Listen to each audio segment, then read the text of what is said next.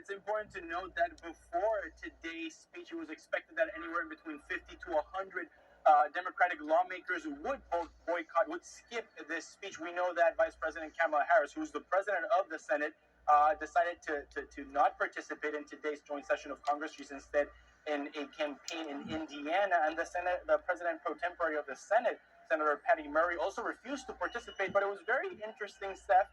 From what I could gather from the inside of the chamber, there were less than 10 seats empty in all of the joint session of Congress. I also saw Democratic Congressmen like Richie Torres effusively applaud Benjamin Netanyahu when he mentioned American hostages. So it was definitely a different mood than we expected. And it was also very different from 2015, last time that Prime Minister Benjamin Netanyahu spoke at a joint session of Congress, where close to 60 lawmakers skipped that speech.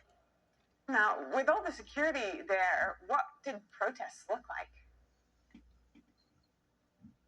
Of course, well, we know that around the perimeter of the Capitol, there are protests demanding the immediate arrest of Prime Minister Benjamin Netanyahu. Capitol Police swore in yesterday over 200 NYPD officers, so police officers from New York, came down to D.C., were sworn in as special officers of the Capitol to provide protection for today's event. National Park Services expect in between 5,000 and 10,000 protesters to be outside of the Capitol. And of course, we can cut now to these sound bites from the protests, where there were encounters in between pro-Israeli and pro-Palestinian protesters. Let's listen. Fundamentally, this is political theater. Netanyahu knows how to play the audience in Congress. He's here to make reassurances to them that everything is under control. But and the people around the world have seen very clearly that things are not under control. They have been unable to achieve their objectives. What they've done instead is indiscriminately targeted civilians to try and break the spirit of Palestinians. We're all here for the same reason, right? We're all here for lives that are suffering and being lost. So specifically, my motivation is that these kids who are no longer with us would have at least a few last words in the fact of their appearance, and that they would not be totally forgotten. Yeah, really. Prime Minister Benjamin Netanyahu referred to the protesters, called them people don't care about that. He said that, made a very funny analogy. It caused a moment of levity within Congress when he made an analogy in between American Jews who were calling for a ceasefire in Gaza, and he said that they were like the same as saying chickens for KFC. So everyone in the chamber at that moment, or at least the Republican side, laughed.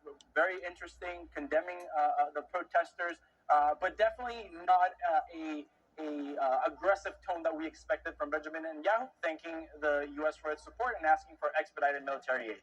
Steph, back to you. Thank you so much, Luis. Good to speak with you. And joining us now is Jonathan Tobin, editor-in-chief of the Jewish News Syndicate. Good to have you with us, Jonathan.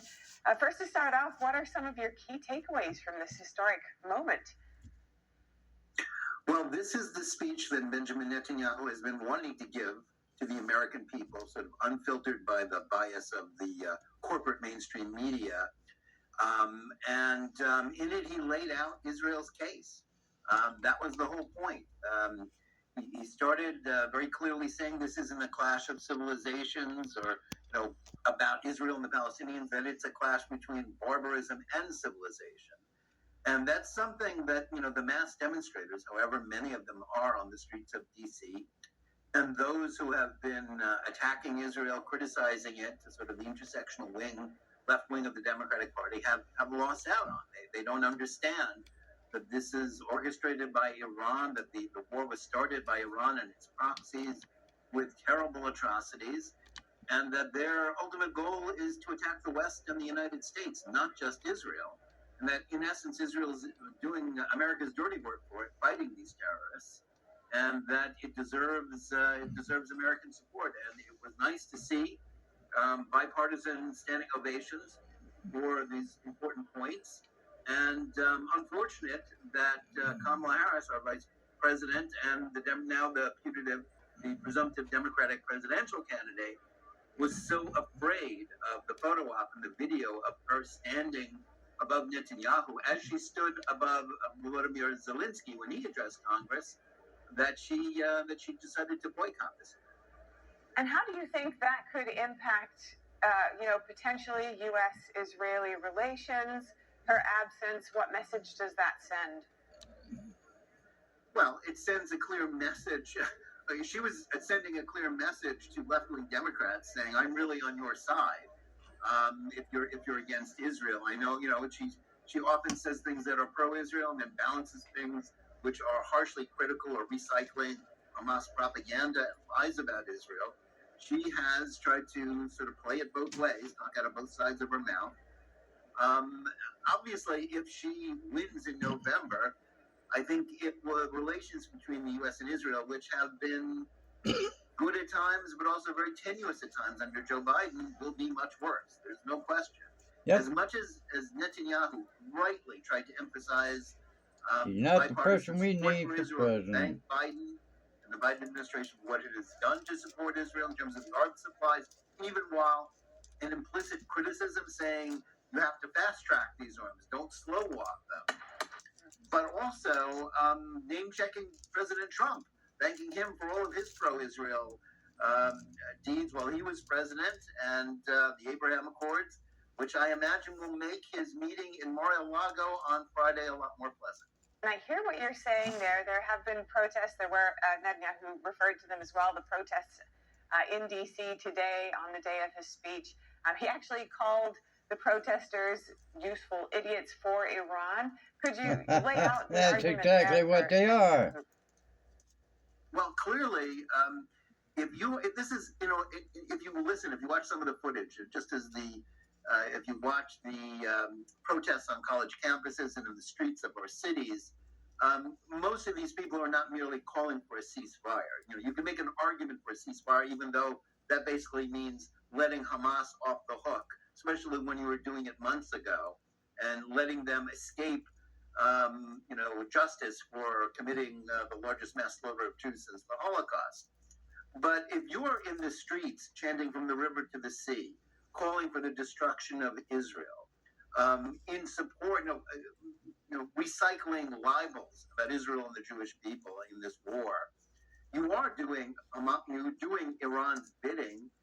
You're also basically recycling tropes and memes that are anti-Semitic. Let's not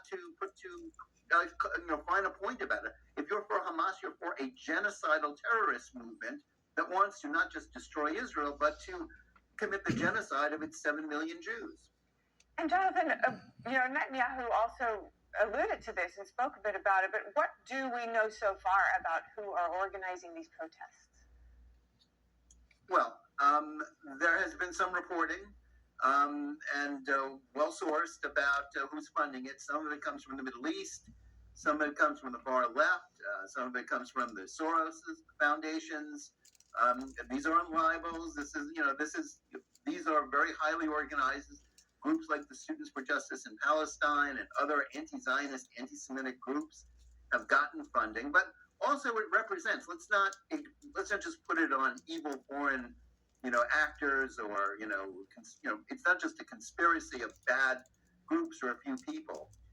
These arguments, the things that people are saying in the streets of DC and on college campuses, and we'll see that again when school starts in September, I'm sure, they are a manifestation of the entire woke left-wing way of thinking about the world.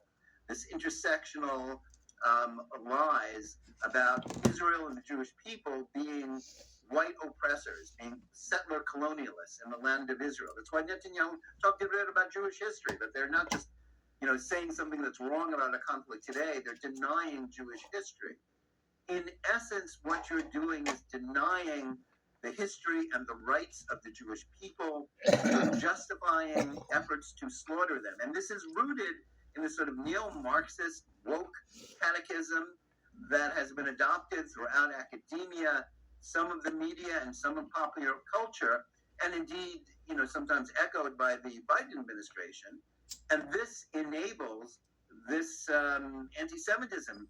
In essence, DEI and critical race theory and intersectionality grant a permission slip for anti-Semitism, and that's what we're seeing in the streets of DC today and throughout America when these pro-Hamas, anti-Israel demonstrators speak. Jonathan, all these topics are so hot right now, not just in terms of Netanyahu visiting, but of course on the table, even in hearings, congressional hearings, and other aspects of recent events in politics. Really wish we could dig into it more with you, but that's all we have time for. Thank you so much, Jonathan Tobin, editor-in-chief of the Jewish News Syndicate. Great to speak with you as always. Thank you. And coming up, the FBI director testified this morning on the attempted assassination of former President